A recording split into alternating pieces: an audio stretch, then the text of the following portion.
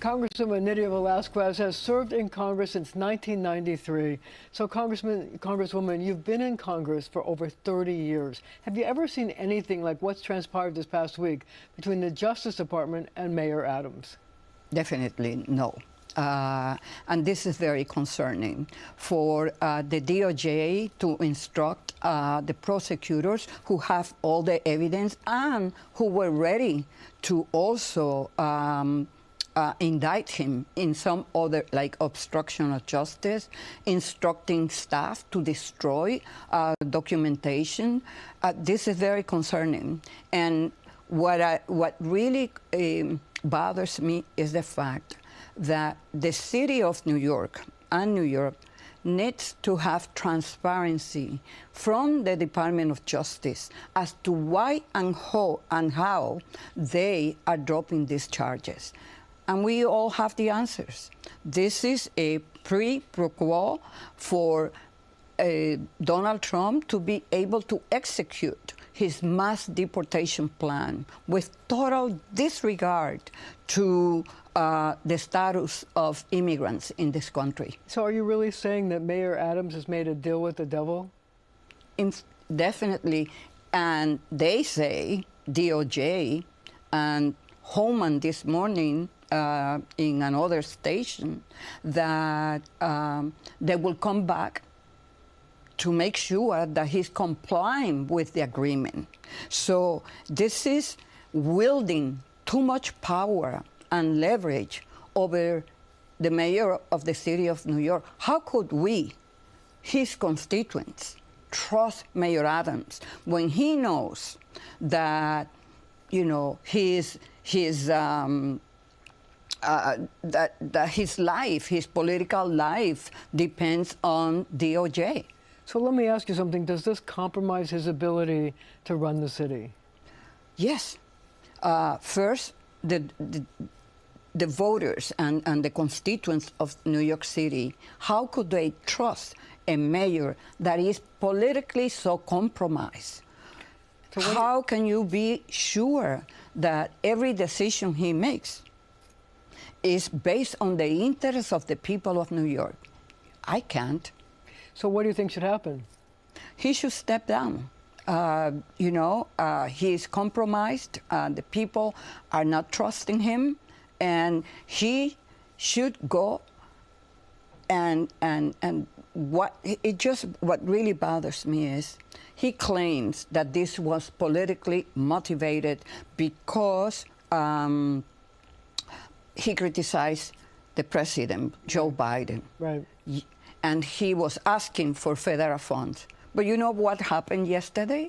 What? Elon Musk and Trump, they grabbed $80 million that were appropriated to New York City. And so where is Mayor Adams criticizing Elon Musk and Donald Trump for taking this money that belongs to the people of New York? Well, you bring up Elon Musk and you bring up the push by the president to have more efficiency in government. How do you feel about that? Do you think it's overreaching, or do you think that it plays to the American people's belief that government is too expensive? Well, first, this is illegal, what they're doing.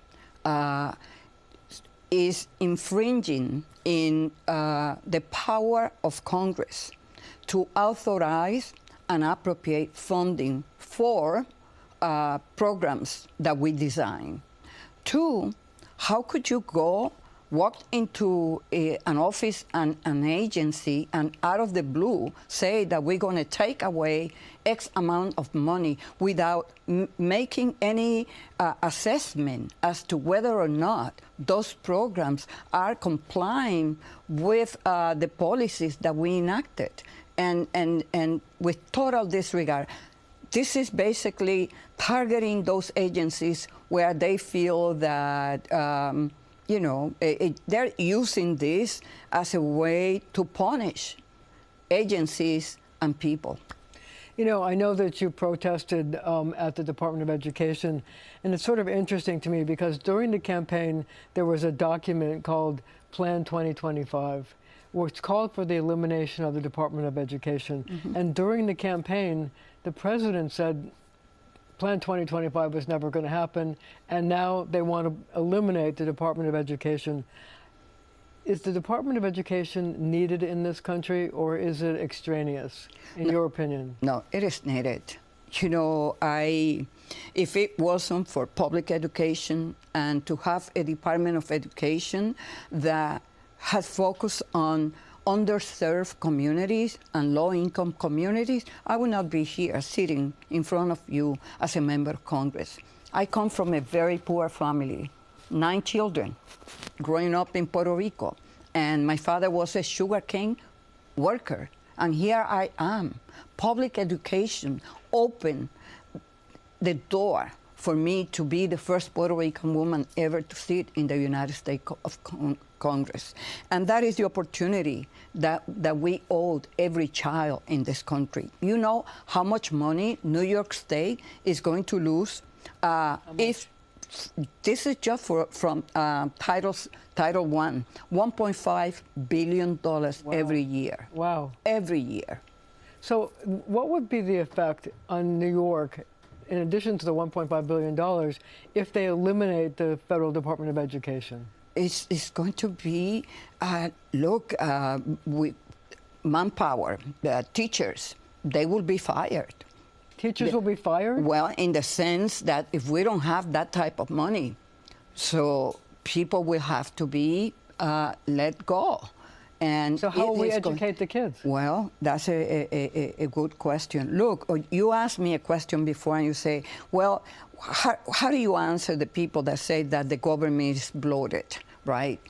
And the same question was posed when people were campaigning against what they call Obamacare, until they discovered that the health care card that they have in their wallet was Obamacare, and that it played an important function in making sure that in the richest country in the world, people have the ability to access health care. And the same with public education. But it's not only public education. It's undermining and gutting a lot of agencies, Small Business Administration, EPA, so many federal agencies, without making the case as to the action that they're taking. So I know that you care desperately about making sure that undocumented New Yorkers aren't unfairly rounded up by ICE agents. I wonder how you feel about the attack that they've just made on the green light law here in New York, which allows undocumented immigrants to get driver's licenses so they can actually work. It's a great way to identify people. It's a great way to get people out of the shadow and be able to join the workforce and to go to hospitals and to schools and so on. But imagine when we talk about, and I said this to you before, this is a distraction. Everything that you're seeing now coming out of the Trump administration is to create this type of anxiety, is to get people to talk only about the actions that they're taking so that people are distracted from the real issues. And the real issues are? Inflation.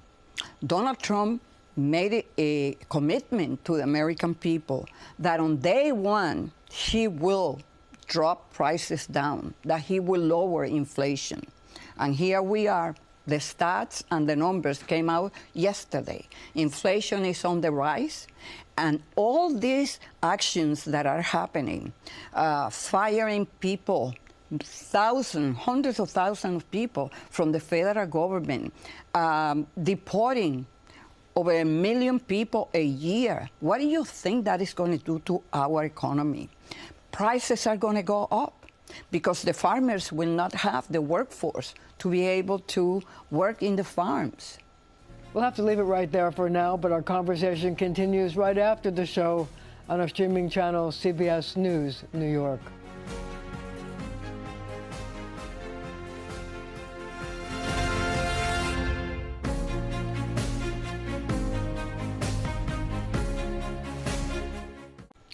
We're back with Congresswoman Nydia Velázquez. I'd like to ask you this. The mayor met with the border czar, Tom Homan, and agreed to let ICE agents go back to Rikers Island. How do you feel about that? Look, I support, that migrants or undocumented that are here and have committed crimes, that they should be deported. But everyone in this country has constitutional rights. And so there is something that we call due process, to be able to go before a judge and make your case. If you claim that you fear for your life back home, you have the opportunity that is granted so that you can make the case. So the mayor has to testify on Capitol Hill next month in a hearing called by the Republicans to call in mayors to talk about sanctuary city laws. What do you expect to have happen? And are you worried that the mayor will say that changes have to be made? And if changes do have to be made, are you worried that will affect people here that might not have committed crimes and are just hardworking people? So these sanctuary cities, sanctuary laws have been contested in court in so many occasions, and they have lost.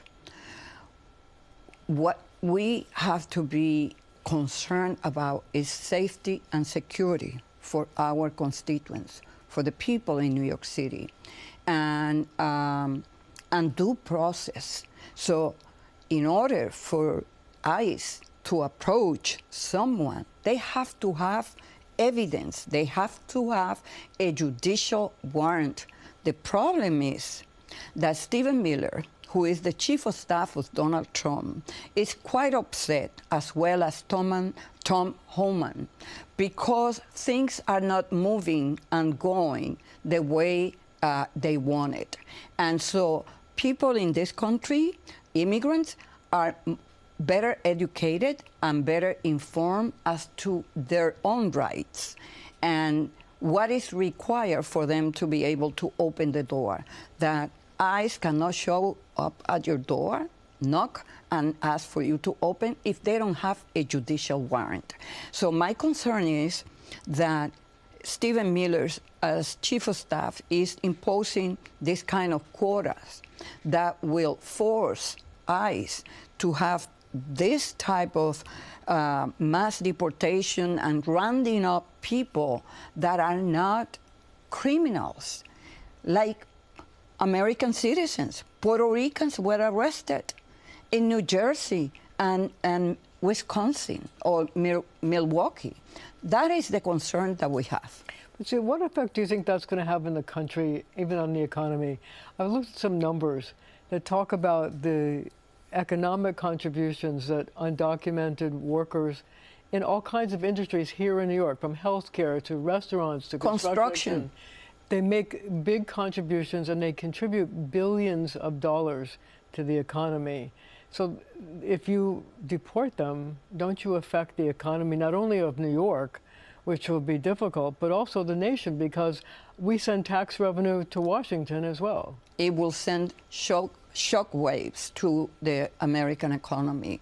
You know, farmers are telling us that they are having a difficult time to find workers. The construction industry, retail industry, restaurants, and it's going to drive prices up, wages up, and it's going to affect inflation in this country. And not only that, but if we lose tax revenue, it hurts the federal government as well as the economy of New York City and New York State. Definitely. So I wanted to ask you some questions, so I want our viewers to get to know you. I wonder, you know, you've been representing New Yorkers for a long time. What first got you interested in politics and going to Congress? I grew up in a large family, 9 children, and my father was a sugarcane worker who organized the workers in Puerto Rico, and he became very active in local politics. And every day that I came home, my father, the first question he asked me was, did you make your homework? Did you do it? And two, he sat down with me to talk about politics. And I was just 7 years old. And you loved and so it. I made that connection, right? I connected the dots. I realized that if you wanted change, you needed to get engaged and to become active. And that really caught my interest in politics. So how do you think, what's the best way to get younger people today more engaged in government and politics? Well, you see, I always come home on weekends, and I always, if you're going to see me active in my district, because I think it's very important that young people and everyone get to know what's going on in Washington. The federal government is so foreign for so many people back home. And so when you explain what's going on, when you listen to them and discuss the issues and help them realize that the federal government and the political process impact our lives in so many ways, that is how we could get young people engaged in politics. And I'm very proud because I nurtured throughout my career a lot of young people that today are public officials, are elected officials. And that, I think, is one of the legacies that when I'm gone, I could be remembered from. Or like, you know, when I went to President Obama and I reminded him, you said that you want to change the face of the U.S. Supreme Court. I have the best candidate for you. And that candidate was Sonia Sotomayor. Wow. So when you were growing up, what did you want to be? What did you think you would be when you were a kid? A teacher. Really? Yes. And I became a professor, a college professor. what did you teach? Political science. A woman after my own heart. Yeah. So you made history as being the first Puerto Rican woman to serve in the House of Representatives. You grew up there. I wonder if you have a favorite place there in Puerto Rico. Well, you know, I love the countryside. And I love, you know, of course, San Juan is just so beautiful. Every time I have an opportunity, my family is in Puerto Rico. So you still go back? Yes, there is a strong connection. So in these turbulent times, I'm wondering, what do you do to relax? I mean, how do you decompress and detach yourself from all the things that are going on in Washington and New York City? I am blessed that I have a very tight group of friends that when I come home, I meet with them, we get together, we cook, we go. What do you cook? Oh, I love to cook. I'm what do a you great cook. Oh, everything. what's your specialty? You know, French cuisine. Really? Yes. I love seafood. Yeah. So you find cooking cathartic, you relax? Oh, yes. Oh, yes. I do too, as a matter of fact. In fact, I always thought I would love to do a program, right, like cooking and politics, so that while I'm cooking, I have people that are elected officials and talk about the issues of the day and what's going on while we are cooking, and then sitting down and have a meal. I think that sounds great. Yeah.